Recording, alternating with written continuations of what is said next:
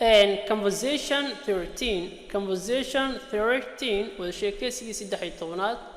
Where does halkee Somalia locate ay ku taalaa?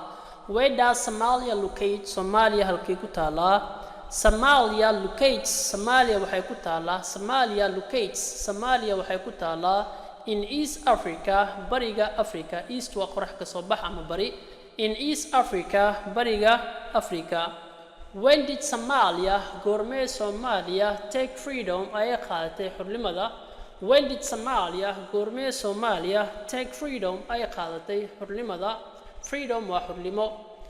Somalia took freedom waxay xornimada qaadatay in 1960. Somalia took freedom, Somalia waxay xornimo qaadatay in 1960. Who colonized yaa gumaystay Somalia? Somalia yaa gumaystay. Who colonized yaa gumaystay Somalia? Somalia yaa gumaystay. French, Francis, Italy, Talyaani ama Italy, and British iyo British waa Ingiriis. Colonized ayaa gumaystay Somalia. French, Francis, Italy, Talyaani, and British iyo Ingiriis ama British. Colonized ayaa gumaystay Somalia. French, Italy, and British colonized Somalia ayaa gumaystay Somalia. How many parts imisa qaybood did they divide ay u qaybiyeen? How many parts imisa qaybood did they divide ay u qaybiyeen? They divided waxay u qaybiyeen into 5 parts. 5 qaybood ay u qaybiyeen. They divided waxay u qaybiyeen into 5 parts. 5 qaybood ay u qaybiyeen.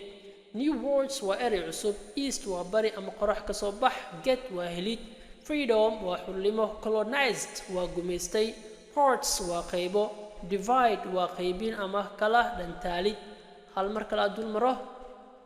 Where does Somalia locate? Somalia locates in East Africa. When did Somalia take freedom? Somalia took freedom in 1960. Who colonized Somalia? French, Italy, and British colonized Somalia. How many parts did they divide? They divided into 5 parts. Thanks a lot.